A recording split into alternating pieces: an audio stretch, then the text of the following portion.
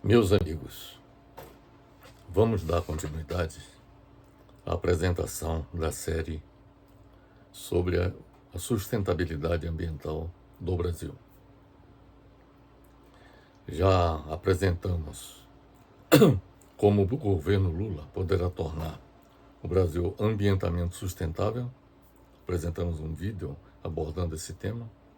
No vídeo seguinte abordamos como o governo Lula poderá promover a sustentabilidade ambiental da Amazônia. No terceiro, nós apresentamos como o governo Lula poderá tornar sustentável o setor agropecuário do Brasil. No quarto vídeo, nós apresentamos como tornar sustentável a indústria brasileira, além de mostrar como reindustrializar o Brasil e desconcentrar e modernizar a indústria brasileira. Nessa apresentação que estamos iniciando agora, abordaremos como o governo do Brasil poderá tornar sustentável o setor de energia. E vamos finalizar essa série de apresentações sobre a questão da sustentabilidade ambiental no Brasil, apresentando como o governo do Brasil poderá tornar sustentável o setor de transportes. E vamos finalizar nossas apresentações sobre a sustentabilidade ambiental no Brasil, como o governo do Brasil poderá tornar as cidades sustentáveis. Com isto, eu acredito que estaríamos abordando todas as questões centrais relacionadas com a sustentabilidade ambiental em nosso país. E oferecendo nossa contribuição, nosso conhecimento a respeito dessa temática que temos abordado há muitos anos e que estamos aproveitando para compartilhar esse nosso conhecimento para todos aqueles que estejam efetivamente comprometidos com a ideia de tornar nosso país ambientalmente sustentável. Bem, o que nós vamos apresentar a partir de agora, como já lhes disse, é como o governo do Brasil poderá tornar sustentável o setor de energia. O que pretendemos demonstrar, nosso objetivo é demonstrar como o governo do Brasil poderá tornar sustentável o setor de energia com o propósito de colaborar no combate ao aquecimento global e de legar os recursos energéticos existentes no país para as futuras gerações. A ideia de sustentabilidade está associada a este fato, de que as gerações atuais leguem para as gerações futuras um meio ambiente melhor do que aquele que nós estamos vivenciando no momento. De início, eu gostaria de lhes dizer que, segundo a Agência Internacional de Energia, o petróleo, o gás natural e o carvão são as fontes de energia maiores responsáveis pela emissão de gases do efeito estufa na atmosfera. Modelos climáticos referenciados pelo IPCC da ONU projetam que as temperaturas globais provavelmente aumentarão acima de 2 graus centígrados até 2100, de consequências catastróficas para o clima da Terra.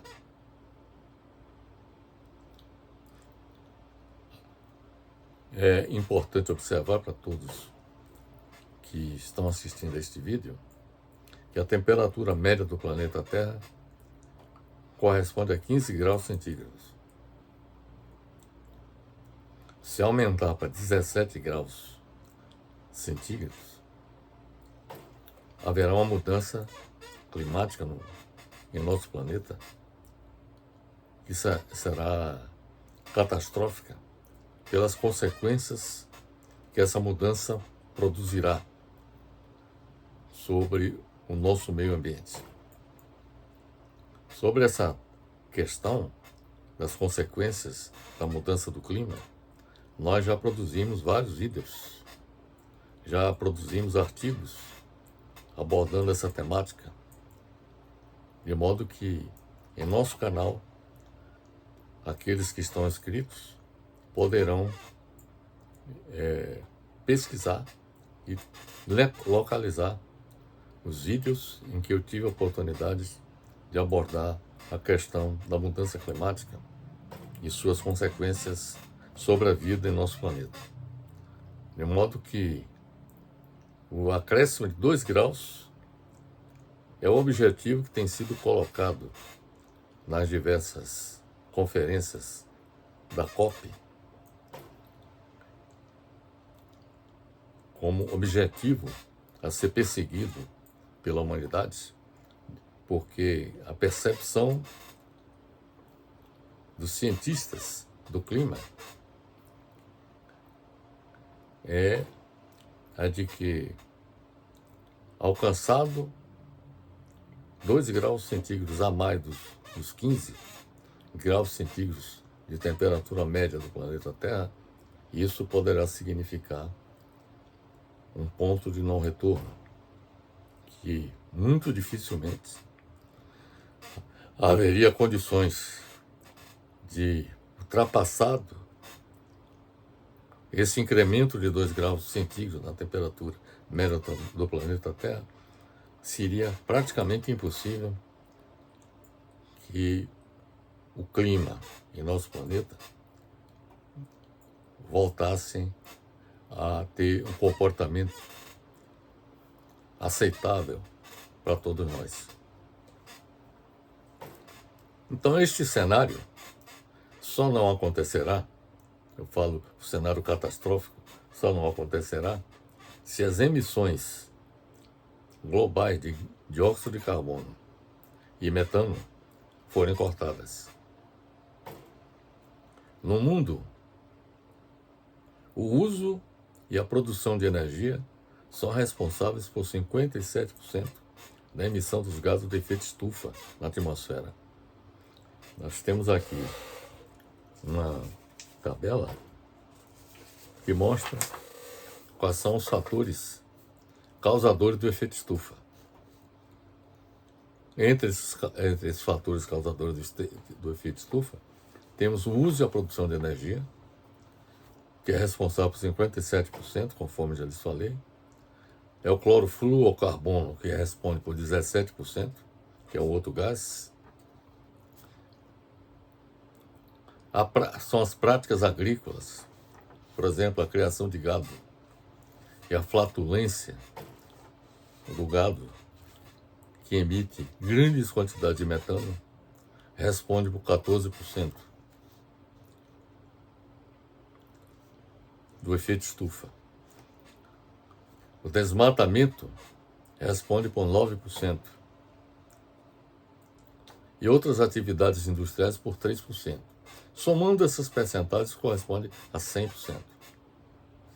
Mas o dado que fica bastante claro nessa tabela é que o uso e a produção de energia é o principal responsável pela emissão de gases de efeito estufa na atmosfera. E se tivermos que contribuir para a redução da emissão dos gases de efeito estufa, que é responsável pela mudança do clima, claro que a contribuição do setor de energia seria fundamental.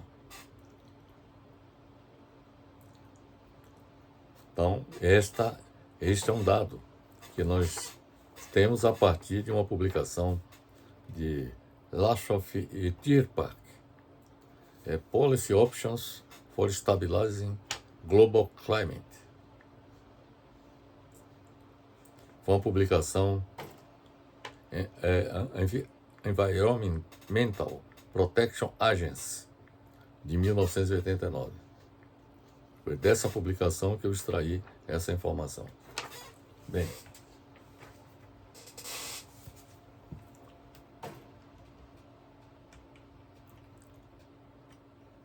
no Brasil, o setor de energia é responsável por 21% das emissões de gases do efeito estufa. Nós temos aqui uma figura em que mostra que o setor agropecuário é responsável por 25%. E quando eu falo setor agropecuário, isso tem muito a ver com a criação de gado. E a flatulência bovina, que contribui para a emissão do metano, que é um gás também bastante importante em termos de contribuição para o efeito estufa. Então, a agropecuária é responsável por 25%, o setor de energia por 21%, os processos industriais são responsáveis por 5% da emissão de gases de efeito estufa, mas a maior contribuição para a emissão de gases de efeito estufa é o desmatamento e queimadas de florestas. Sobre isso nós já tratamos dessa questão quando abordamos a sustentabilidade na Amazônia e também no setor agropecuário. Como também a questão específica do setor agropecuário, como contribuir para ou conquistar a sustentabilidade nesse setor, nós já tratamos também. Então, quem desejar ter acesso a esses vídeos, consulte o canal Fernando Alcoforado do YouTube e poderão assistir esses vídeos e tomarem conhecimento das recomendações que nós apresentamos para lidar com esta problemática, tanto na questão da Amazônia como no setor agropecuário. O setor industrial nós também já abordamos no último vídeo que apresentamos.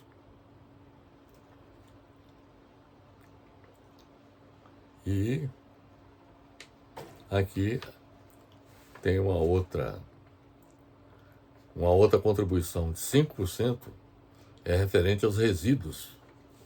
Quando fala-se aqui em resíduos, são sobretudo os resíduos domésticos, sobretudo nos aterros sanitários, porque nos aterros sanitários o material orgânico que é depositado nos aterros sanitários contribuem para a emissão de metano, o gás metano, de modo que nesse gráfico vocês observam que, em primeiro lugar, o maior responsável pela emissão de gases de efeito estufa no Brasil é o desmatamento e a queimada.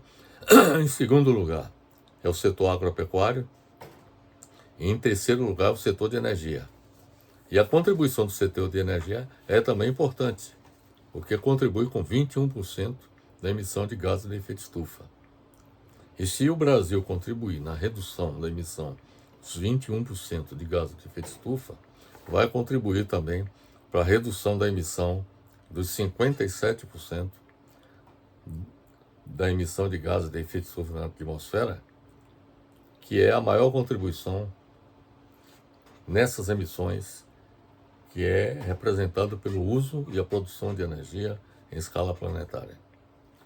Bem,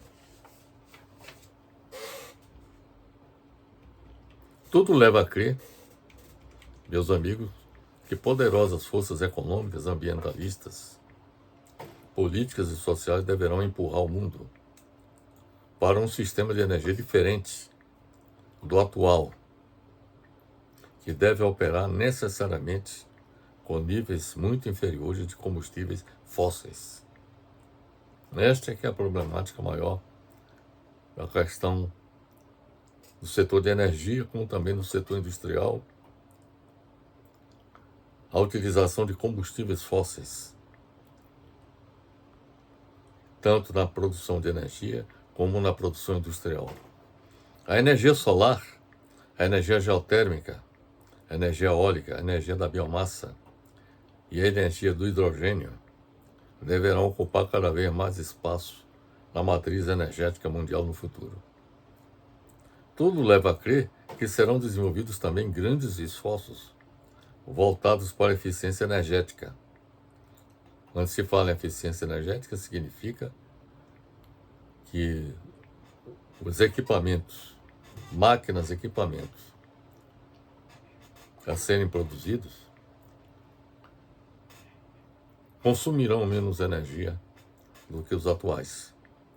Já existe um esforço no sentido de aumentar a eficiência, o rendimento de máquinas e equipamentos no que concerne ao consumo de energia. O uso da energia solar e de outras energias renováveis, e quando se fala em energia renovável, existem energias renováveis e não renováveis. As energias não renováveis é o caso, por exemplo, do petróleo, do carvão e do gás natural, por exemplo, cujas reservas tendem a se esgotar na medida em que sejam utilizadas, como já está acontecendo. Hoje as descobertas de reservas, tanto de petróleo, como de gás natural, como de carvão, as descobertas estão sendo diminuídas na medida que o tempo passa. Então, as energias não renováveis são essas exatamente que predominam hoje no nosso planeta. Se nós queremos evitar uma situação crítica de falta, por exemplo, dessas fontes de energia, a solução é utilizar as energias renováveis, que são representadas pela energia solar, a energia dos ventos, que é a eólica, a hidroeletricidade, por exemplo, que é provocada pela utilização da vazão dos rios, seja com usinas hidrelétricas a fio d'água, ou seja, sem reservatórios, ou com reservatórios em que se aproveita a queda d'água para a produção de eletricidade.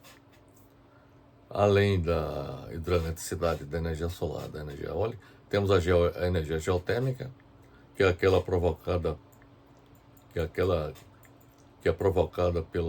pelo magma sobre os reservatórios de água subterrânea, que fazem com que essa água aflore à superfície sob a forma de vapor.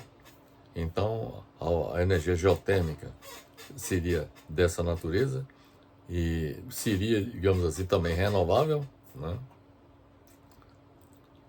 E também renovável é a energia da biomassa, que é representada, por exemplo, pela utilização de recursos florestais que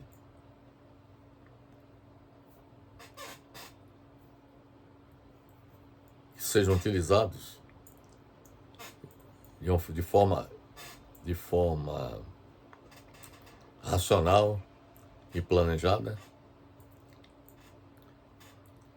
mas também podem ser consideradas a utilização de resíduos da produção agrícola, como por exemplo a cana-de-açúcar. O bagaço da cana pode ser utilizada como fonte de energia e seria renovável também.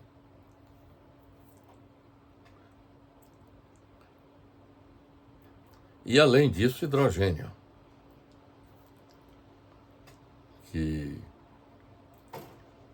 também é uma fonte de energia renovável, na medida que o hidrogênio está disponível de diversas formas em nosso meio ambiente.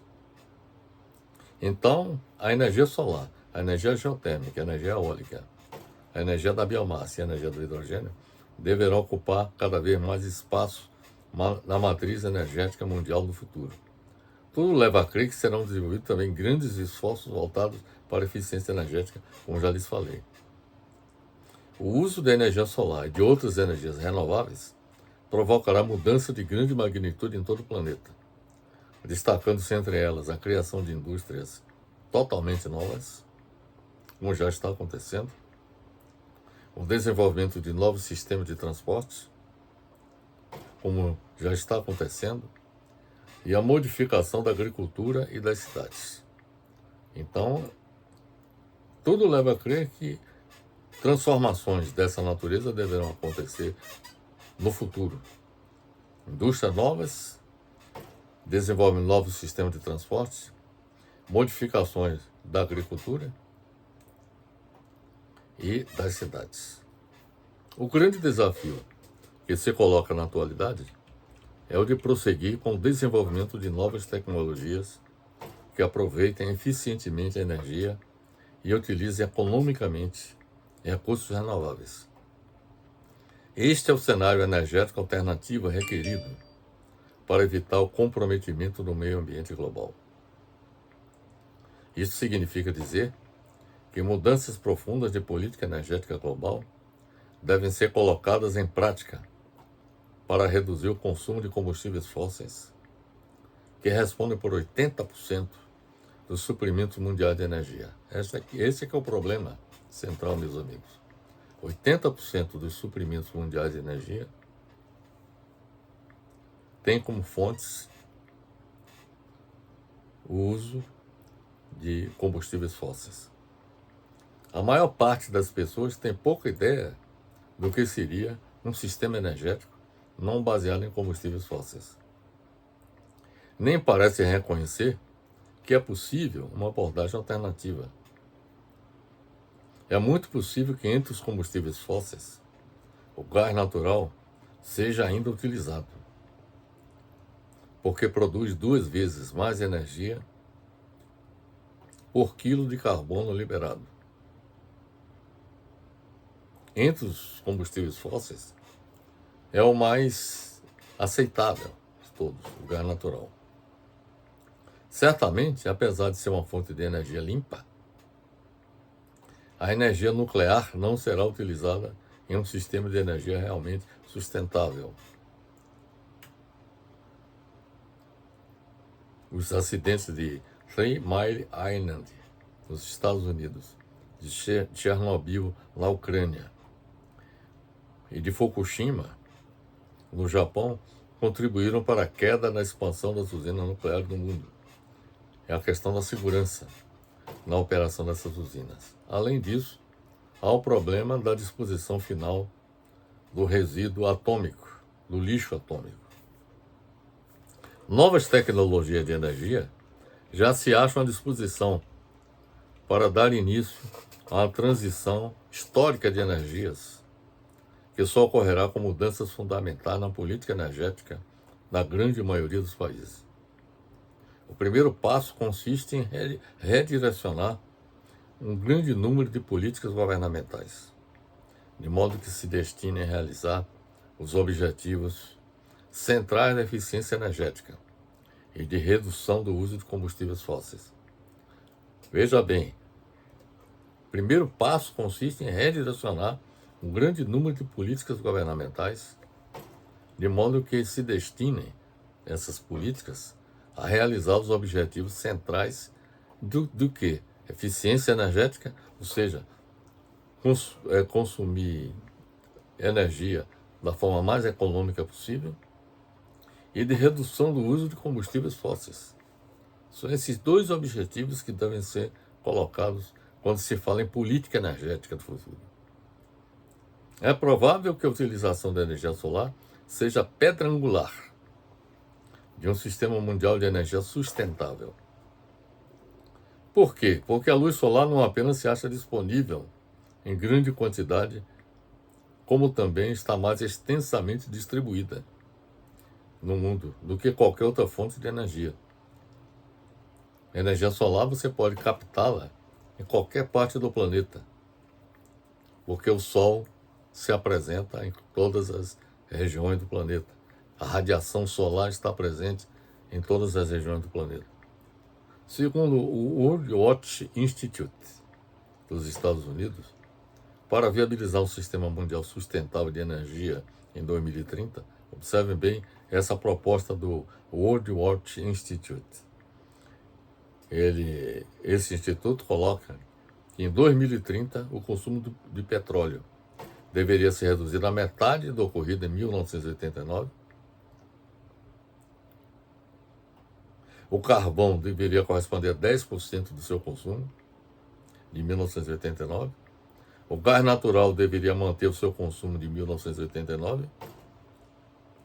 E as fontes renováveis de energia deveriam ser quadruplicadas. Essa é a visão do World Watch Institute, que é uma organização que estuda essa problemática do aquecimento global e da mudança climática há dezenas de anos.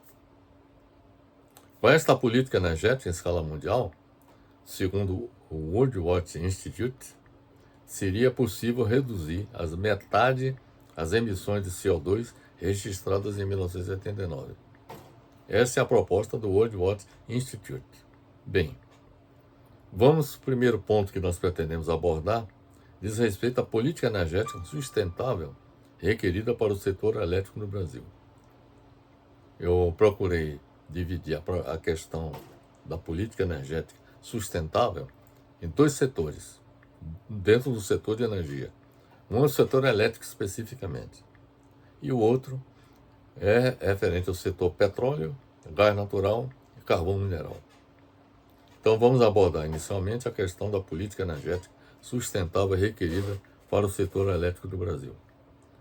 De início é importante informar para todos os meus amigos que o sistema elétrico do Brasil envolve uma grande infraestrutura e uma complexa organização para que funcione.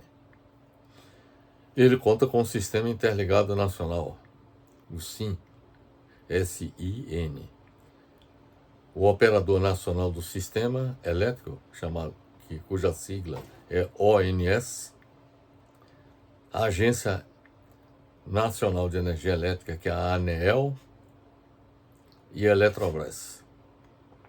Então, o sistema elétrico do Brasil opera apoiado por essas organizações, o SIN, ONS, a ANEEL e a Eletrobras. Vamos mostrar aqui uma figura que apresenta o sistema elétrico interligado e sistemas elétricos isolados do Brasil. Muita gente não tem a ideia da complexidade que representa operar um sistema elétrico como esse.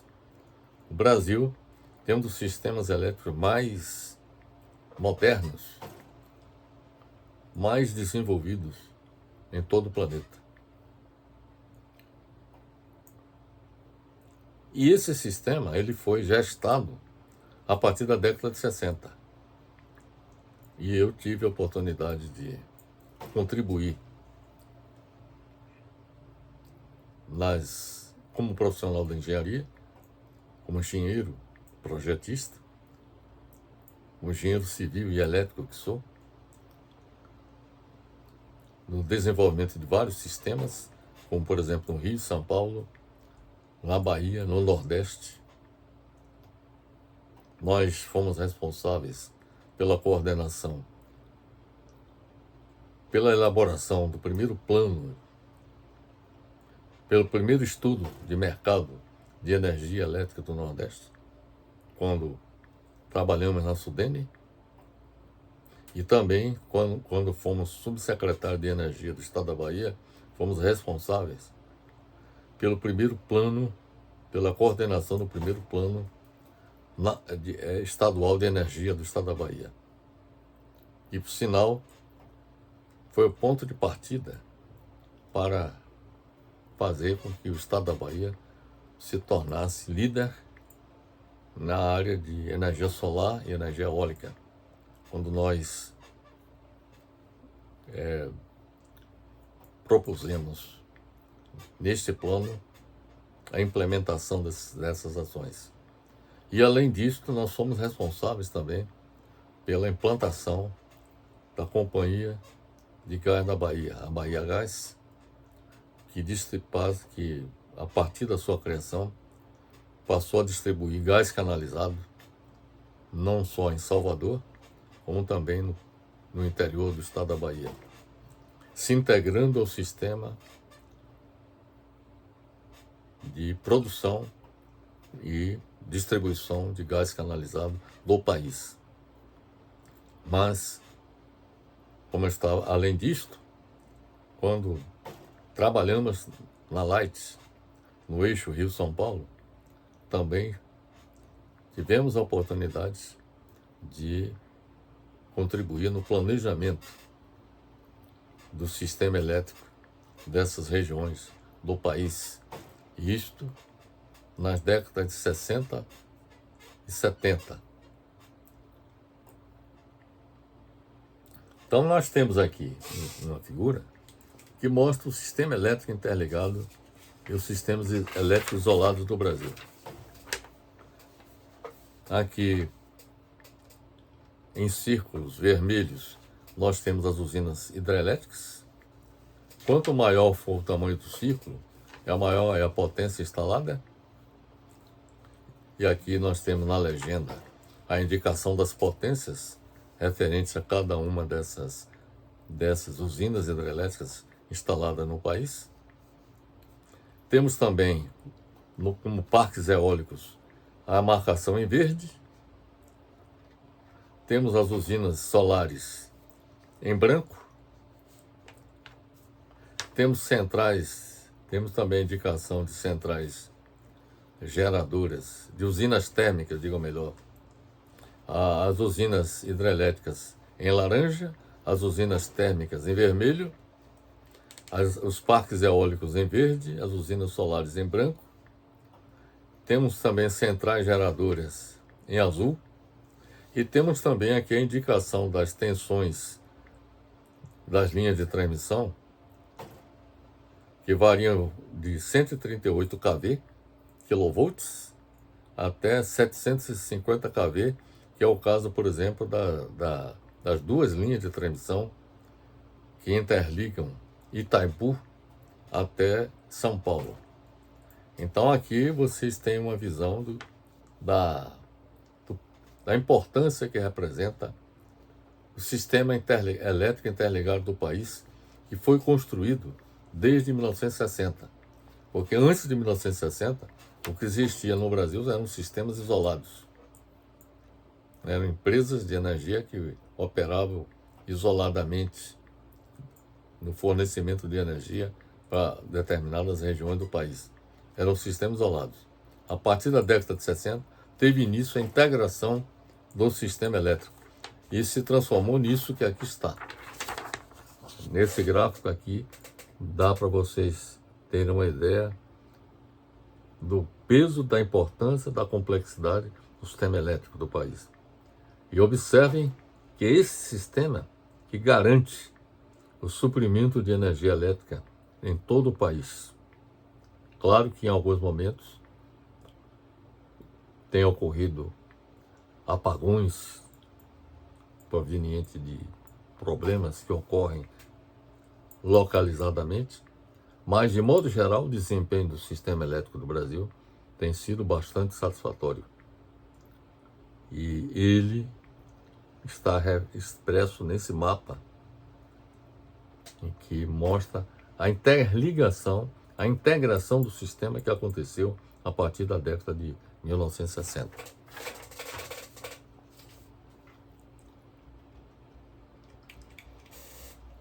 É importante observar que o Sistema Interligado Nacional, o SIN, é uma grande rede que se estende pelo Brasil, congregando várias usinas de geração e uma malha de transmissão de energia elétrica, que suprem a demanda de energia elétrica do país com seus sistemas, subsistemas. Nós temos o subsistema Nordeste, temos o subsistema Sudeste e Centro-Oeste do país, temos o subsistema Sul e o subsistema Norte. Mas todos esses subsistemas integrados, de tal maneira que quando ocorre deficiência do suprimento de energia em um desses subsistemas, os outros subsistemas socorrem aquele sistema deficitário. A maior parte do SIM, o Sistema Elétrico Interligado do país, é composto por usinas hidrelétricas, usinas termoelétricas e, mais recentemente, por usinas eólicas e usinas solares fotovoltaicas. As duas últimas modalidades, ou seja, eólica e fotovoltaica, energia solar fotovoltaica, as duas últimas modalidades de usinas estão concentradas principalmente na região nordeste do país. Se vocês observarem o mapa que aqui está indicado aqui em verde, representa energia eólica. Está mais concentrada na região nordeste do país. E aqueles pontos em branco, que é esse caso aqui, temos esse outro caso aqui, e esse caso aqui, também energia solar fotovoltaica, estão situadas na região nordeste do país. Por quê? Porque é a região que apresenta a maior radiação solar do país. De modo que o rendimento, o aproveitamento da energia solar fotovoltaica é maior no Nordeste do que em outra região do Brasil. Esta é a razão pela qual elas preferencialmente são instaladas nesta região. Isto não impede que em outras regiões do país também se utilizem usinas solares fotovoltaicas. Os sistemas isolados, observe que antes da existência do Sistema Interligado Nacional, haviam sistemas isolados no país. Alguns desses sistemas ainda continuam existindo, sobretudo no norte do país, sobretudo na região amazônica. Os sistemas isolados, isto é, aqueles não integrantes do Sistema Elétrico Interligado, também estão sob a competência do SIM de integrá-los na operação. Então, mesmo os sistemas isolados estão sob a coordenação do sistema do SIM, que é o Sistema Elétrico Interligado Nacional. A ANEEL, Agência Nacional de Energia Elétrica, tem como principal objetivo fiscalizar e regular a produção, transmissão, comercialização e distribuição de energia elétrica no território nacional. Outra atribuição da ANEEL é conceder, autorizar ou permitir instalações e serviços de energia elétrica. Além disso, a ANEEL tem o papel de implementar política no setor, realizar leilões e concessões, fazer a gestão de contratos, estabelecer regras para o serviço de energia, criar metodologia para o cálculo de tarifas, fiscalizar o fornecimento de energia e mediar conflitos. A Eletrobras, que por sinal foi privatizada recentemente no governo Jair Bolsonaro, tem papel fundamental no Sistema Interligado Nacional, porque tem a atribuição de promover estudos, projeto de construção e operação de usinas geradoras. Ela também é detentora de usinas geradoras que operam em território nacional. É também dona de linhas de transmissão e subestações destinadas ao suprimento de energia elétrica do país. Os estudos de projeto de construção e operação de usinas geradoras, linhas de transmissão e subestações são realizados com base no planejamento do Sistema Elétrico do Brasil, formulado pelo Ministério das Minas e Energia, através da Empresa de Pesquisa Energética, a EPE, que tem por finalidade prestar serviços na área de estudos e pesquisas destinadas a subsidiar o planejamento do setor energético, cobrindo energia elétrica, petróleo e gás natural, e seus derivados e biocombustíveis. Portanto, meus amigos, esta é a configuração do sistema elétrico. Quem planeja, quem organiza, quem opera, é isto que faz parte do sistema elétrico interligado nacional, que, como eu já lhes disse, é um dos sistemas mais avançados em todo o planeta. As principais fontes de energia utilizadas no Brasil em 2021 pelo setor elétrico estão apresentadas nesta figura que vou lhes mostrar agora.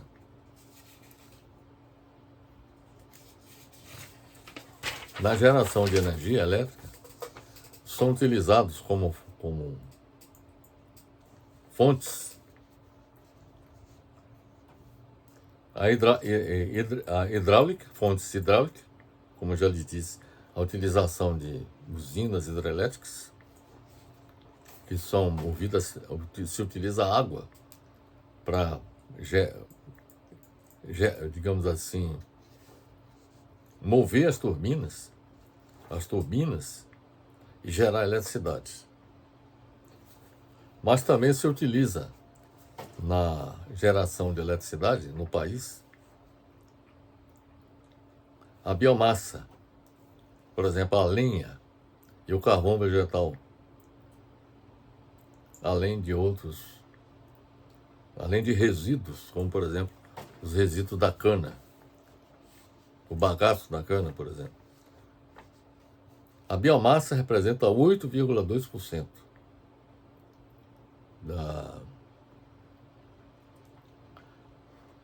na produção de energia elétrica do país.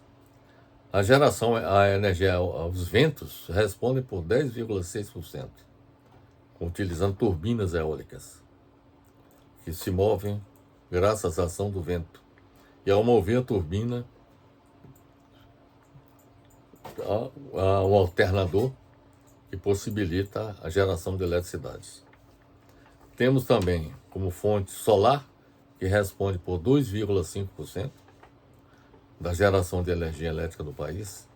Mas, além disso, nós temos as termoelétricas, que utilizam gás natural, com 12,8%. Temos também termoelétricas que utilizam derivados de petróleo, como, por exemplo, o óleo diesel, que utilizam 3%, é responsável por 3% da produção de energia elétrica do país.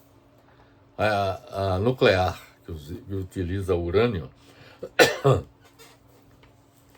na geração de eletricidade, corresponde a 2,2%. E temos também o carvão mineral e seus derivados, que são responsáveis por 3,9% da produção de energia elétrica do país. Então, esse gráfico aqui retrata esse quadro que há pouco nós lhes falamos. A maior parte, com a maior contribuição é hidráulica, e temos as demais contribuições. Como, por exemplo, aqui nós temos a biomassa, a eólica, a solar, nós temos aqui o gás natural, temos os derivados de petróleo, temos a nuclear e o carvão e derivados, está aqui representado. Quer dizer, a soma de tudo isso aqui corresponde a 100%. Mas o que se destaca aqui é a contribuição da hidroeletricidade na geração de eletricidade do país. Mas dessas fontes de energia que contribuem para a geração de eletricidade do país, 78% dessas fontes são renováveis de energia, que é o caso da hidráulica, da biomassa, da eólica e da solar. 19,7% dessas fontes são não renováveis, são baseadas em combustíveis fósseis, como gás natural, derivados de petróleo, carvão, mineral e derivados, e seus derivados. E 2,2% de fontes de energia não renováveis, baseadas em usinas nucleares, que é o caso com a utilização do urânio. Isso significa dizer que é preciso substituir o gás natural, derivados de petróleo, carvão e seus derivados por fontes renováveis de energia. para reduzir progressivamente a emissão de gases de efeito estufa. Significa dizer que nós devemos fazer um esforço no sentido de eliminar a utilização dessas fontes de energia baseadas em combustíveis fósseis e substituí-las por fontes de energia renovável, seja ela de origem hidráulica, biomassa, eólica e solar. É esse o esforço que precisaria ser feito no setor elétrico, no campo da geração de energia. Isto com o propósito de reduzir progressivamente a emissão dos gases de efeito estufa e evitar a expansão de usinas nucleares, também devido aos riscos que elas representam para o meio ambiente. O Ministério das Minas e Energia elaborou o Plano Nacional de Energia 2050. Isso foi publicado em 16 de dezembro de 2020. Isso durante o governo Bolsonaro. Um conjunto de estudos, diretrizes, estratégias de longo prazo para o setor energético brasileiro. As principais fontes de energia consideradas pelo Plano Nacional de Energia, de energia 2050, as principais fontes de energia consideradas pelo Plano 2050 Nacional de Energia, como alternativa de expansão do setor elétrico, são a hidrelétrica, biomassa, eólica, solar, gás natural, carvão mineral e nuclear.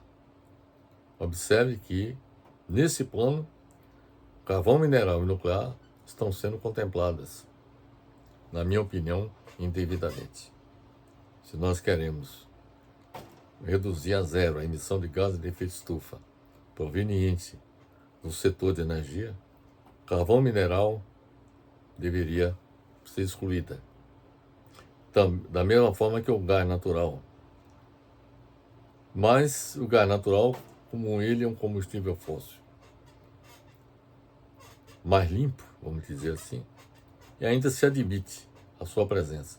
Agora, a nuclear, devido aos riscos que representa, sobretudo o problema não resolvido até hoje da destinação final do resíduo atômico, a utilização de usinas nucleares, o aumento da capacidade de produção de energia a partir de usinas nucleares não deveria acontecer, mas isso foi contemplado nesse plano. Segundo o PNE 2050, o Plano Nacional de Energia 2050, as fontes renováveis de energia participam com cerca de 3/4 da matriz elétrica. Ou seja, 1/4 ainda são fontes de energia não renovável, que não deveria acontecer. Deveria haver um plano de progressivamente abandonar a utilização das fontes não renováveis de energia. O Plano Nacional de Energia Elétrica 2050 considera que, para manter a elevada participação de renováveis e as baixas emissões no longo prazo, o aproveitamento hidrelétrico ainda representa um elemento importante de ampliação de oferta de energia elétrica no sistema interligado. Segundo esse plano, o potencial inventariado disponível para as hidrelétricas é relativamente pequeno, de 52 gigawatts de potência. A fonte hidrelétrica reduzirá sua participação relativa na matriz elétrica até 2050. Quer dizer, dada o potencial ser relativamente pequeno, você não tem condição de aumentar a contribuição da hidroeletricidade na geração de energia elétrica do país. Então, em termos de capacidade instalada, a participação relativa da hidroeletricidade pode cair de 64% em 2015, que era a contribuição dela na geração de eletricidade, para 31% em 2050. Haveria uma queda metade, praticamente, em termos de contribuição. E essa queda seria compensada por uma expansão de 15% para 45%, de 15% em 2015, para 45% da participação relativa de outras fontes renováveis de energia, biomassa, eólica e solar. Então, o plano tem esse lado positivo de contribuir, de admitir fontes renováveis, de aumento da participação de fontes renováveis de energia na geração de eletricidade do país até 2050. O Brasil, por sua localização geográfica, recebe elevada radiação solar, que permite desenvolver projetos solares viáveis em diferentes regiões, conforme já lhes falei. Desta forma, de acordo com o Plano Nacional de Energia de 2050, a fonte solar fotovoltaica se apresenta como alternativa competitiva no fornecimento de energia, podendo contribuir com os compromissos nacionais de redução de gases do efeito estufa, os compromissos nacionais nas COPs que o Brasil tem participado. O Plano Nacional de Energia 2050 prevê uma expansão significativa da fonte solar fotovoltaica por conta da perspectiva de evolução de sua competitividade no horizonte de 2050. Na maior parte dos casos, e levando em conta apenas a geração centralizada, porque a fonte solar ela pode ser utilizada de forma centralizada, com a instalação de uma grande quantidade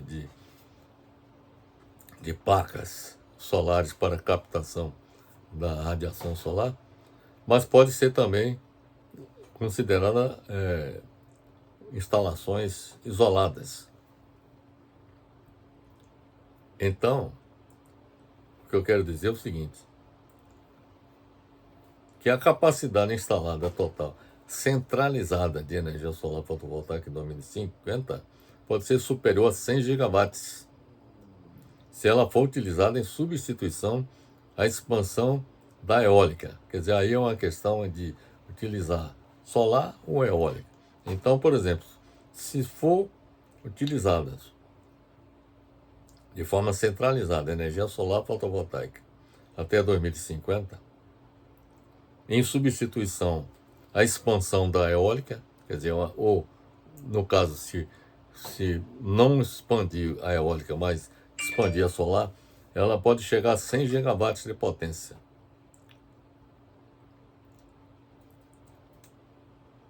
Nesses dois casos,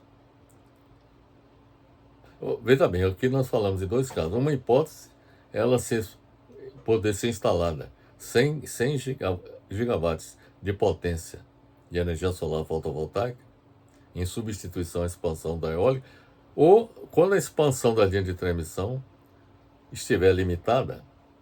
Então, nesses dois casos, a capacidade instalada referente aos projetos fotovoltaicos na geração centralizada atingirá em torno de 95 gigawatts e 190 gigawatts, respectivamente.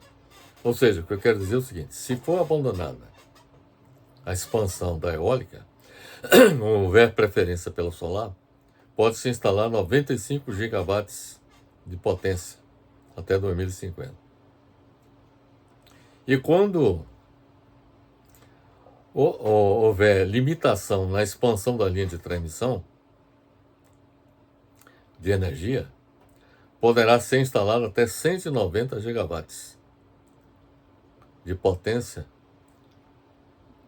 correspondente à energia solar fotovoltaica.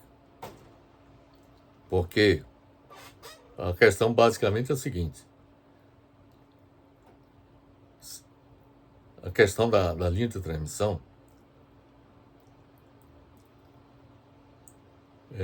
que nós estamos aqui colocando, se coloca nos seguintes termos. Uma hipótese é você instalar centrais solares que com linha de transmissão conecta a rede no sistema interligado. Esse é um caso. Um outro caso é quando, por exemplo, não houver possibilidade de interligação com o sistema fotovoltaico, com o sistema interligado, utilizar sistemas de energia solar que operaria como um sistema isolado.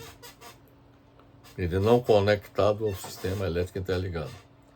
No primeiro caso, quando conectado ao sistema elétrico interligado, a contribuição dela poderia ser de 95 gigawatts, quando não haveria limitação em termos de linhas de transmissão.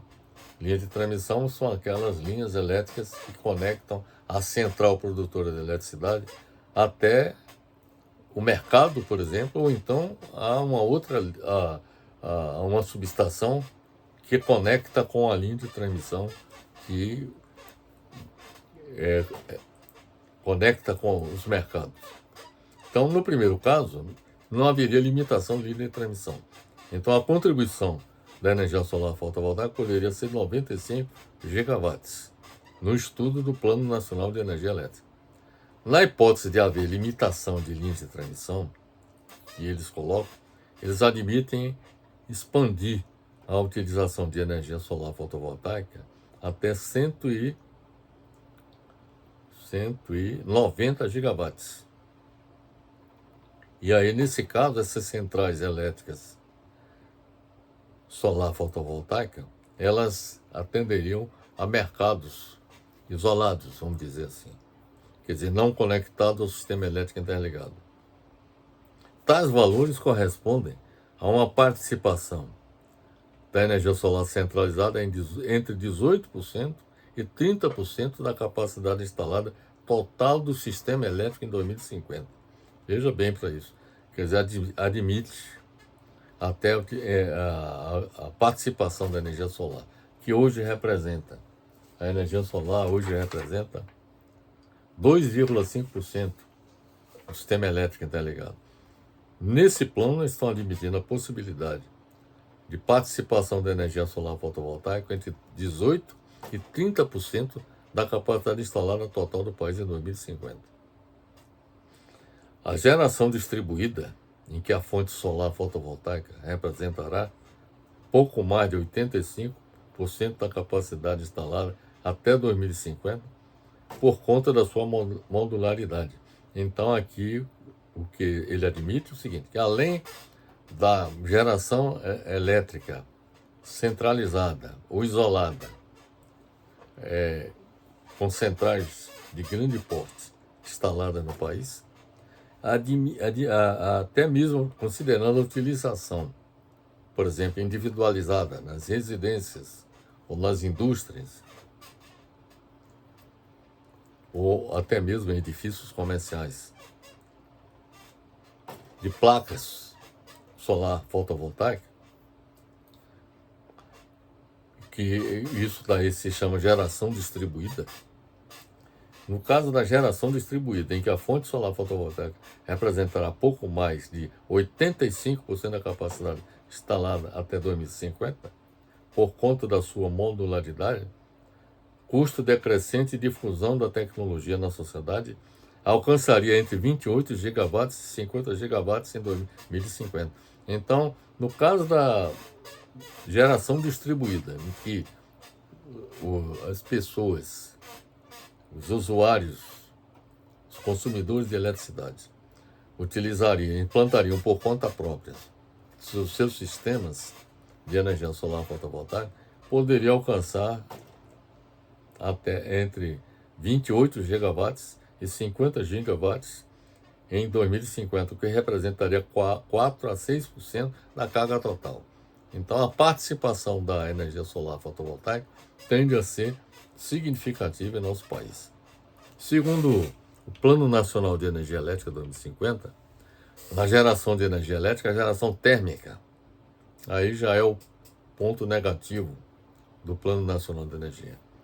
Eles argumentam o seguinte, que na geração de energia elétrica, a geração térmica tem sido um importante complemento à geração hidrelétrica, até hoje tem sido, desde o início da década de 2000. Porque com a ocorrência de seca, com a redução da vazão hidráulica nos rios e da redução do nível dos reservatórios das hidrelétricas, passou-se a utilizar termoelétrica, sobretudo a gás natural. E isso fez com que fosse criada as chamadas bandeiras vermelha, amarela, verde, etc. Isso pela ANEEL. De tal maneira que quando, por exemplo, se utiliza fortemente termoelétricas a gás, então a tarifa de energia sobe por conta dessa tarifa vermelha, que é considerada. Então, a fonte hidrelétrica, na opinião do Plano Nacional de Energia Elétrica, 2050, reduzirá sua participação relativa na matriz elétrica no horizonte até 2050. Em termos de capacidade instalada, a participação relativa pode cair de 64% em 2015 para 31% em 2050, conforme nós já afirmamos anteriormente, a participação da hidroeletricidade, compensada por uma expansão de 15% para 45% da participação relativa de outras fontes renováveis de energia, admite biomassa, eólica e solar. Então, a tendência de redução da participação hidrelétrica na geração e a entrada em operação de usinas hidrelétricas a fio d'água, que é aquelas que não têm reservatórios, como é o caso das usinas da Amazônia, com perfil fortemente sazonal, quer dizer, tem mais energia em uma época do que em outras. Isso na região norte, cria uma maior necessidade de geração de outras fontes de energia no período de seca, complementando o requisito de energia do sistema. Com a redução gradativa da participação relativa das hidrelétricas na matriz elétrica brasileira, substituída pela expansão de energias renováveis não controláveis, segundo eles, outros recursos, como as termoelétricas a gás natural, serão cada vez mais importantes para atendimentos dos diversos requisitos do sistema elétrico. Então, admite a possibilidade de implantação de termoelétricas a gás natural para compensar déficits no fornecimento de energia. Essa é a tese defendida pelo Plano Nacional de Energia Elétrica. Eu, pessoalmente, acho que deveria haver um aumento da participação das fontes solar, eólica e biomassa. Sobretudo da eólica, que a eólica, por exemplo, ela tem uma importância muito grande, porque quando elas estão operando, e elas operam noite e dia, diferentemente da solar, que só funciona durante o dia, enquanto existia a radiação solar. Mas a eólica não, ela pode operar inclusive à noite. E se implanta no país uma quantidade grande de usinas eólicas, no momento que elas estão operando, será possível desligar a operação das usinas hidrelétricas e, com isso, economizar a água dos reservatórios.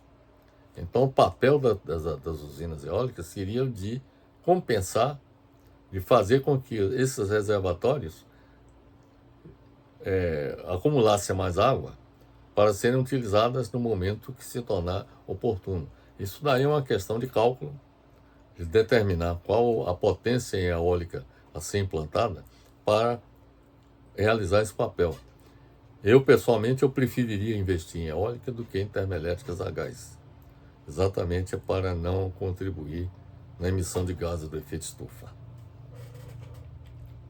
Segundo o Plano Nacional de Energia Elétrica, 2050, atualmente o hidrogênio é aplicado como matéria-prima na síntese de diversos produtos e em processos industriais. O uso energético do hidrogênio é conhecido há bastante tempo. Pesquisas e desenvolvimento de tecnologia de pilhas a combustível têm sido desenvolvidas com o objetivo de viabilizar a sua utilização para a produção de eletricidade, não só na produção de eletricidade, mas também no setor de transportes. Do mesmo modo que a eletricidade, o hidrogênio pode ser considerado um modo eficiente de armazenar e transportar energia. Entre as alternativas para a produção de hidrogênio, a rota verde, o chamado hidrogênio verde, de eletrólise da água a partir de fontes renováveis de eletricidade, é considerada como de maior relevância internacional. E o Brasil é reconhecido mundialmente como um potencial grande player neste segmento, de acordo com o Plano Nacional de Energia de 2050. O Plano Nacional de Energia 2050 apresenta importante contribuição no combate ao aquecimento global. Isso é importante destacar. Ao promover a utilização de fontes de energia renovável na expansão do setor elétrico brasileiro. No entanto, propõe a geração térmica com uso do gás natural, como um importante complemento à geração hidrelétrica, quando poderia utilizar fontes de energia eólica e o hidrogênio, por exemplo, para cumprir esse papel. A política energética sustentável requerida para o Brasil no setor elétrico deveria considerar também a maior utilização do potencial eólico, conforme já lhes disse. Solar, de biomassa, das marés, tem a questão da energia das marés, que se poderia utilizar, das ondas, e de hidrogênio do país, em complementação ao uso do potencial hidrelétrico. O Plano Nacional de Energia Elétrica 2050 deveria considerar também a utilização de uma potência de 1,3 gigawatts em termoelétricas com uso de resíduos urbanos. Isso poderia gerar eletricidade com a utilização com a queima do gás metano, ao invés do gás metano ser lançado na atmosfera, se queimado na produção de eletricidade. Isso nos aterros sanitários, onde se produz gás metano. O Plano Nacional de Energia Elétrica 2050 cometeu o absurdo de admitir a entrada mais significativa de usinas termonucleares, de 8 gigawatts e de 10 gigawatts no horizonte do Plano Nacional de Energia 2050, desconsiderando os riscos que elas representam. O sistema elétrico brasileiro, que apresenta na atualidade inúmeras debilidades em seu planejamento, ao definir ou escolher empreendimentos a serem implantados, muitos deles atentatórios ao meio ambiente, seria radicalmente modificado, com as políticas energéticas implementadas visando zerar as emissões de gases de efeito estufa até 2050. Neste sentido, para zerar a emissão dos gases de efeito estufa até 2050, deveriam ser abandonadas as políticas energéticas atuais, que prevê a implantação de centrais hidrelétricas de grande porte na Amazônia, que produzirão sérios impactos ambientais sobre a floresta amazônica e os povos indígenas, a implantação de centrais nucleares sujeitas a riscos de acidentes e com problemas de disposição final do lixo atômico, e a implantação de termoelétricas convencionais, baseadas em combustíveis fósseis, como carvão mineral e o gás natural, geradores da emissão do CO2 para a atmosfera. A política energética, essa é a minha visão, meus amigos. A política energética sustentável requerida para o setor elétrico do Brasil deveria contemplar a adoção das medidas seguintes: programar o abandono progressivo das fontes de energia baseadas em combustíveis fósseis, derivados de petróleo, carvão mineral e seus derivados. Programar o abandono progressivo do uso desses combustíveis fósseis na geração de energia elétrica, para eliminar a emissão de gases de efeito estufa e das fontes de energia baseadas em usinas nucleares, para eliminar os riscos que elas representam para o meio ambiente. Outra ação seria utilizar o gás natural como substituto do óleo combustível na indústria, em sistema de cogeração de vapor e eletricidade, porque ele é o combustível fóssil menos agressivo ao meio ambiente. Uma terceira estratégia seria implantar PCHs, pequenas centrais hidrelétricas ou hidrelétricas de médio porte, bem como turbinas eólicas em várias regiões do Brasil. Quer dizer, existe também uma mentalidade dentro do setor elétrico de implantar usinas hidrelétricas de grande porte. Quer dizer, esse potencial de usinas hidrelétricas de grande porte já não existe mais. Então nós temos que aproveitar também um potencial de pequenas centrais hidrelétricas ou hidrelétricas de médio porte, porque elas somadas pode contribuir fortemente na geração de eletricidade do país.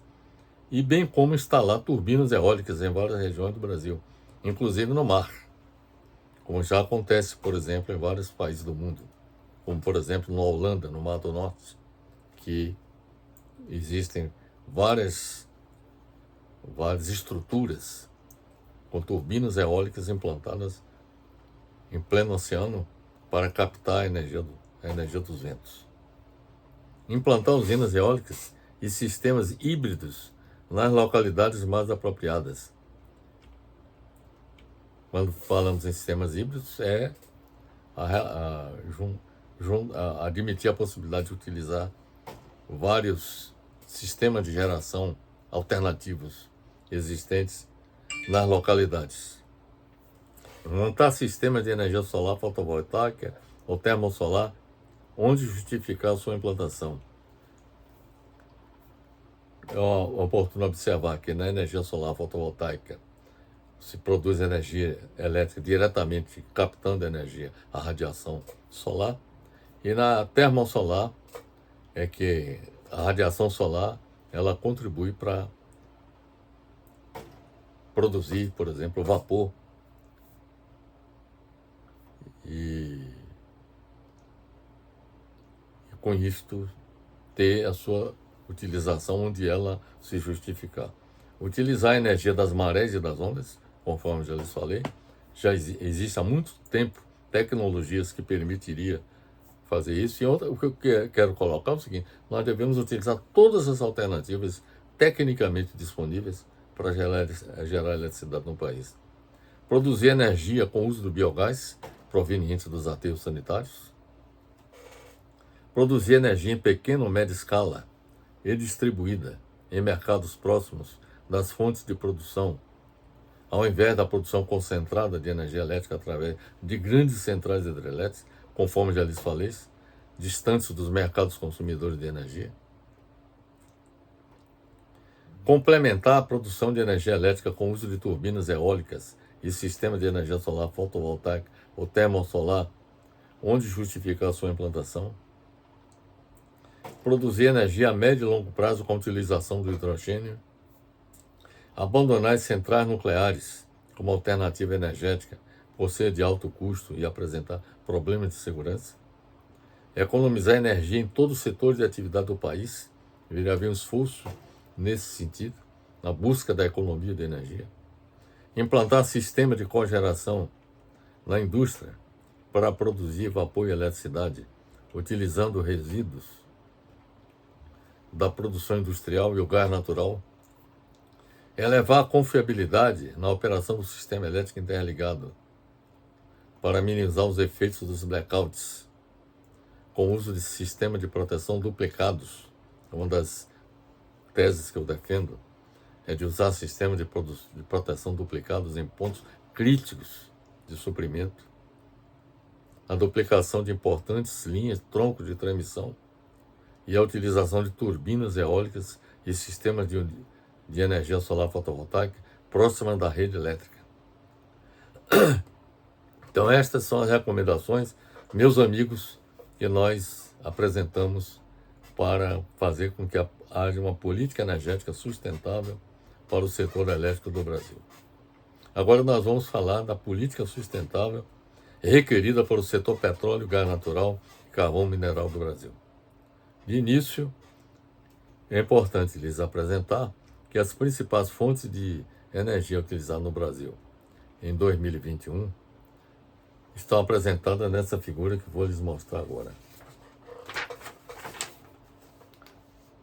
Se nós considerarmos a matriz energética do Brasil como um todo, ou seja, computando o setor elétrico, como também o setor petróleo, gás natural, carvão mineral, considerando o conjunto da suprimento de energia, seja ele elétrico e petróleo, gás natural, carvão mineral, considerando esse conjunto, e aí nós temos uma matriz energética do Brasil.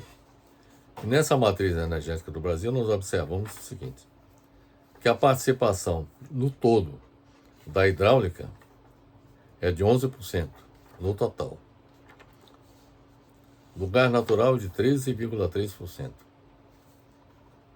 Lenha e carvão vegetal, 8,7%. Outras renováveis, 8,7%. Aí, no caso, outras renováveis,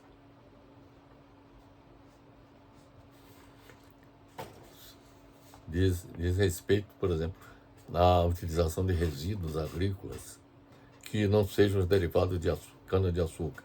No caso do derivado da cana-de-açúcar, nós temos 16,4%. O carvão mineral é responsável por 5,6%. A nuclear por 1,3%. Petróleo e derivados, 34,4%. Quer dizer, de todos as fontes geradoras de energia no país, petróleo e derivados responde por 34,4%. Utilizado para vários fins. Para produção de energia elétrica, no setor de transportes e no setor industrial. Então, este é o quadro que está expresso nesse gráfico. Dá para vocês perceberem que petróleo e seus derivados tem a maior contribuição. Mas também o gás natural também tem grande contribuição. Dessa análise que a gente faz desse gráfico, a gente conclui o seguinte: 45% das fontes de energia utilizadas no Brasil são fontes renováveis. 45%. E que 53% são fontes não renováveis de energia baseadas em combustíveis fósseis, como petróleo e derivados, gás natural e carvão mineral. E 1,3% são fontes de energia não renovável baseadas em usinas nucleares. Então, dá para observar o seguinte, que a matriz energética brasileira não é tão limpa como muita gente fala. A participação dos combustíveis fósseis é de 53%, ou seja, é mais da metade. As fontes renováveis respondem apenas por 45%. Isso significa dizer que a matriz energética brasileira não é sustentável, pelo fato de apresentar em sua composição grande participação de combustíveis fósseis, emissores do gás de efeito estufa. Para tornar o sistema de energia no Brasil sustentável, é preciso substituir 53% das fontes não renováveis de energia, baseadas em petróleo e derivados, gás natural e carvão mineral, por fontes de energia renováveis, com o propósito de reduzir a zero as emissões de gases de efeito estufa responsável pelo aquecimento global. Bem, nós vamos analisar primeiro a questão da produção de petróleo e gás natural no Brasil. Nós vamos lhe mostrar duas figuras que mostram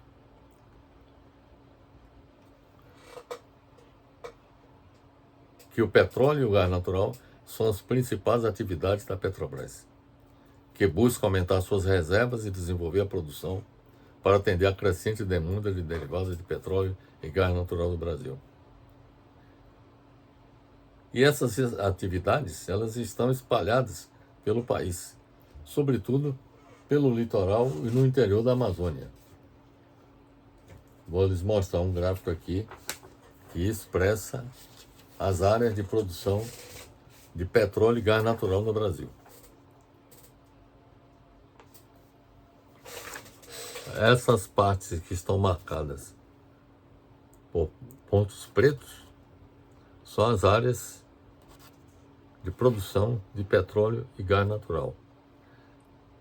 Evidentemente que existem alguns pontos no interior do Brasil onde a Petrobras se faz presente com suas instalações de exploração, de produção e de refino de petróleo e de gás natural.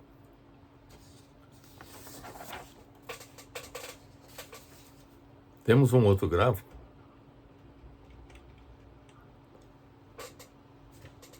que mostra a infraestrutura de produção e movimentação de gás natural no Brasil. Dá para perceber que essa infraestrutura de gás natural está mais localizada na franja oceânica do país. Excepcionalmente, existem gasodutos que atendem alguns pontos aqui da região centro-oeste e também na Amazônia. Então aqui nós temos esse gráfico que mostra como se processa onde estão instaladas infraestruturas e para a transmissão e distribuição do gás natural pelo país. Então aqui dá para perceber que é na franja oceânica onde está mais concentrada a infraestrutura. Excepcionalmente temos essa conexão aqui, temos essa outra aqui e aqui na Amazônia.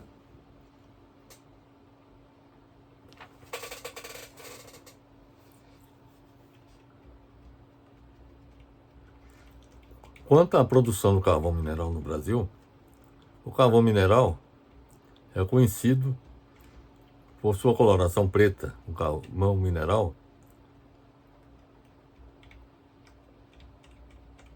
é um minério extraído do subsolo através do processo de mineração.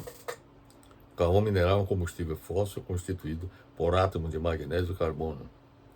O processo de transformação do carvão é definido em estágios.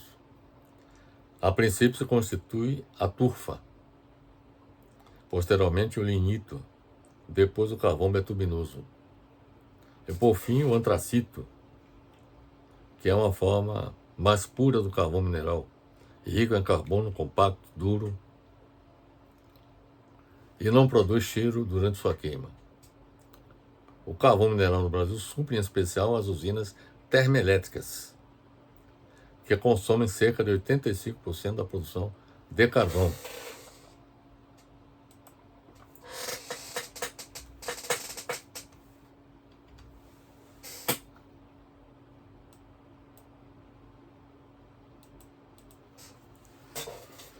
Além da 85% do carvão mineral do Brasil é destinado à geração de eletricidade através de termoelétricas. 6% é utilizado na indústria de cimento do país. 4% na produção de papel e celulose, na indústria de papel e celulose. E 5% na indústria de alimentos, cerâmicas e grãos. Em relação à produção do carvão mineral, o destaque vai para a região sul, que é a maior produtora no Brasil, sendo que as principais reservas estão em Santa Catarina e no Rio Grande do Sul. Nós temos aqui uma figura que mostra as principais regiões produtoras de carvão do país. Elas estão no Paraná, Santa Catarina e Rio Grande do Sul. E esses pontos em preto aqui mostram as áreas produtoras do carvão mineral no Brasil.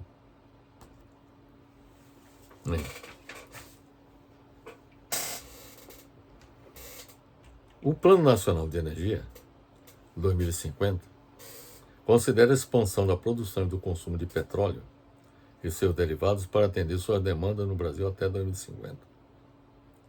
Quando o correto seria sua redução, com o abandono progressivo de sua produção e sua substituição no setor de transportes da gasolina pelo etanol, do óleo diesel pelo biodiesel e na indústria do óleo combustível pelo gás natural, pelo fato de o gás natural ser a fonte fóssil mais limpa entre os combustíveis fósseis em curto prazo e a utilização do hidrogênio a médio e longo prazo. Esta aqui, na minha opinião, que deveria ser a política correta a ser adotada com relação à questão do petróleo e seus derivados.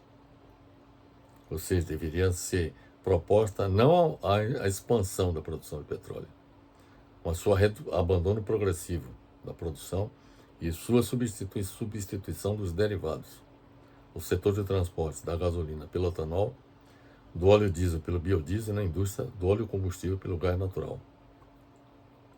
Os derivados de petróleo deveriam ser utilizados para usos mais nobres nas indústrias petroquímica e da química fina. Grande racionalidade do Plano Nacional de Energia Elétrica, digo melhor, 2050, reside também no fato de considerar a expansão da oferta de derivados de petróleo e a ampliação da infraestrutura de movimentação desses produtos para o atendimento à crescente demanda interna, comprometendo o combate à mudança climática global. Não se combate a mudança climática global aumentando a produção de petróleo. Para o Brasil colaborar no sentido de impedir as mudanças climáticas catastróficas em nosso planeta, esta é a minha visão do que deveria acontecer. A política energética sustentável requerida para o setor petróleo, gás natural e carvão mineral deveria contemplar a adoção das medidas que eu vou descrever agora. Programar o abandono progressivo pela Petrobras da produção de derivados de petróleo para a geração de energia elétrica e para o setor de transportes e para o setor industrial. E transformar a Petrobras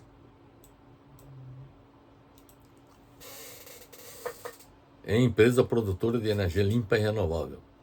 Solar, eólica, álcool, biodiesel, hidrogênio. Teria que mudar o foco da Petrobras. Ao invés de se centrar na produção de petróleo e gás natural, ela passar a se dedicar à produção de energia limpa.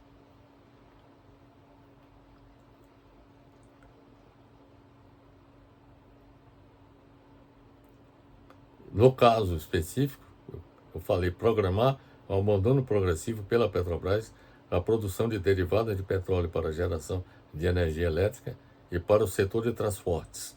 Eu falei de indústria, mas eu cometi um equívoco ao incluir indústria.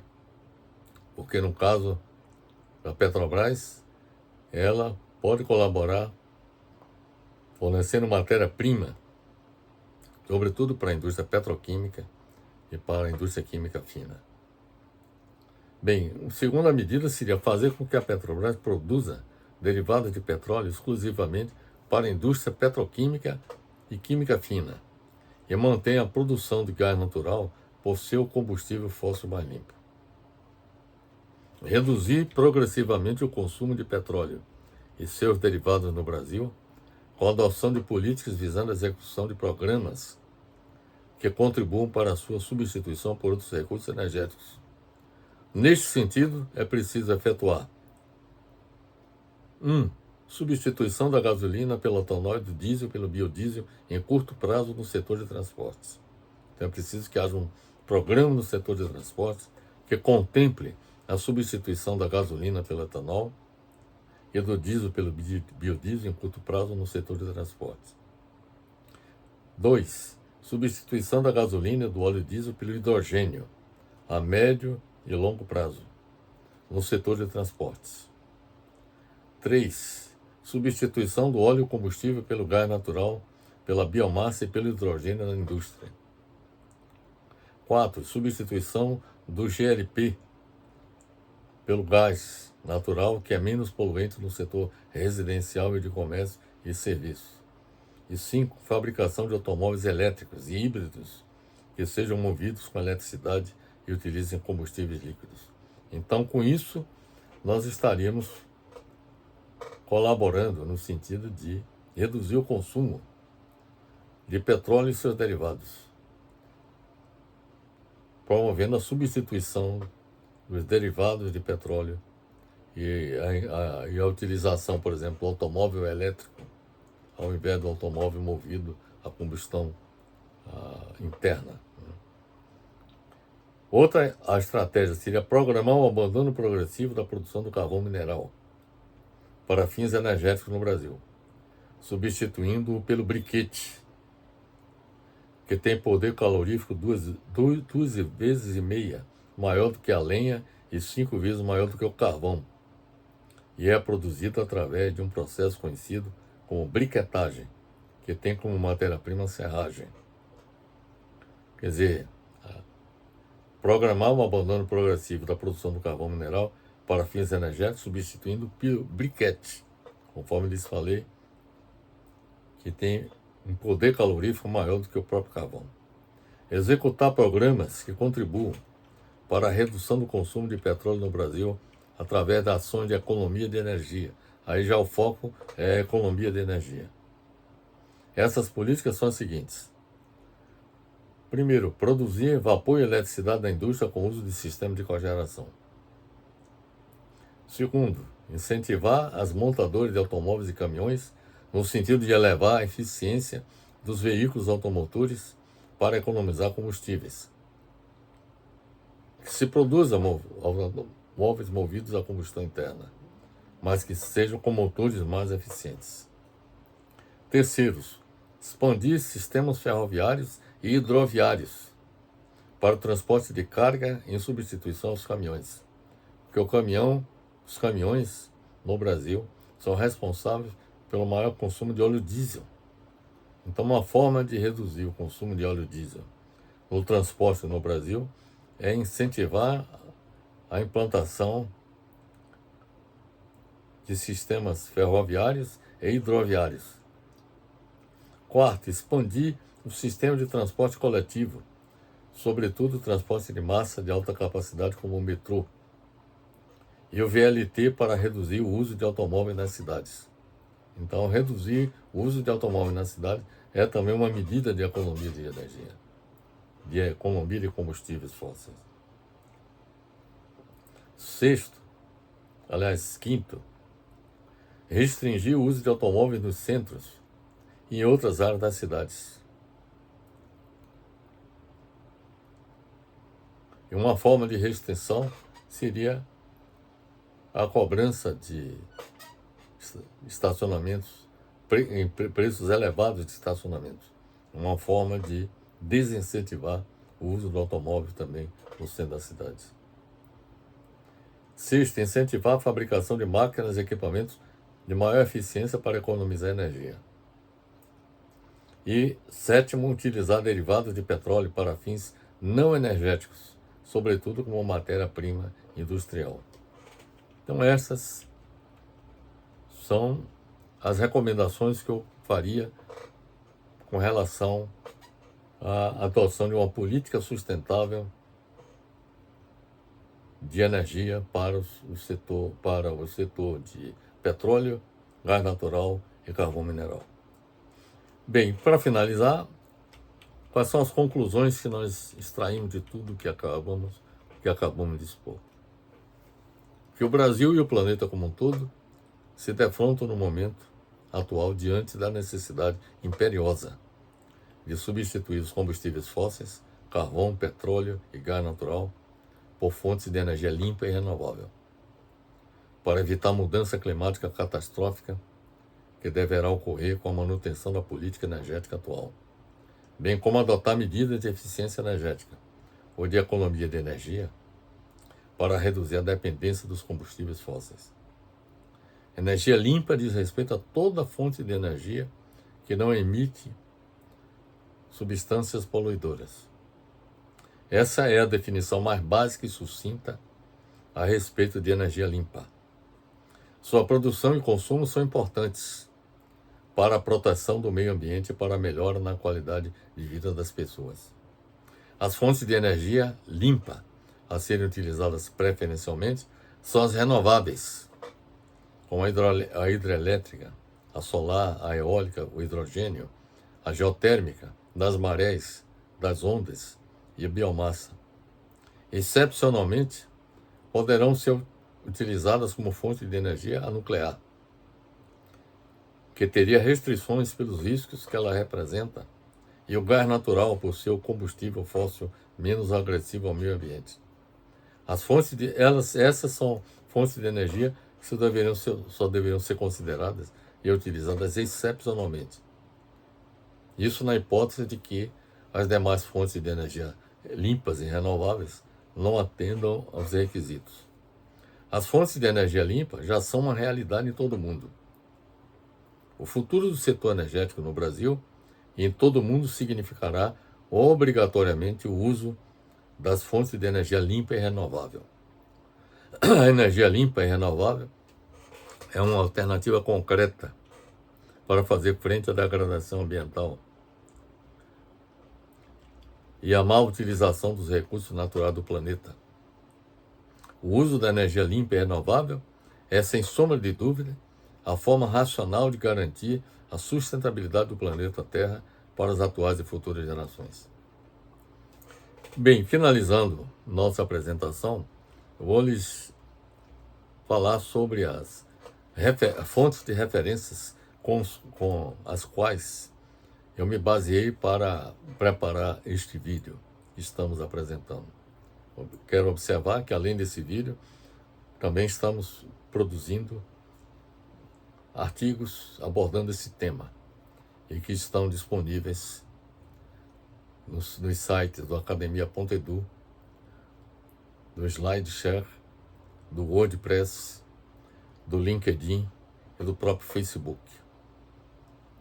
As fontes de referências que nós utilizamos foram o documento do Ministério das Minas e Energia, o Plano Nacional de Energia 2050. Utilizamos também um artigo de nossa autoria, a Política Energética Sustentável Requerida para o Brasil. Uma terceira fonte foi um texto de Lashoff e Tirpak, Policy Options for Stabilizing Global Climate, que foi produzido pelo Environmental Protection Agency em 1989. Também utilizei como fonte de referência um livro que nós publicamos em 2015 sob o título Energia no Mundo e no Brasil. E claro que, além de termos nos apoiado nessas fontes de referências, nessas publicações, nós procuramos apresentar o que nós aprendemos, o que nós experimentamos durante mais de 50 anos de atividade no setor de energia do país. Não só como engenheiro projetista de linhas de transmissão, subestações e usinas hidrelétricas, como também de usinas solar e fotovoltaica e eólicas, como consultor na área de energia. E estamos então aqui oferecendo nossa contribuição para que o governo do Brasil possa dotar o setor de energia da necessária condição de sustentabilidade. Então, estas são as nossas considerações a respeito de tão relevante problema.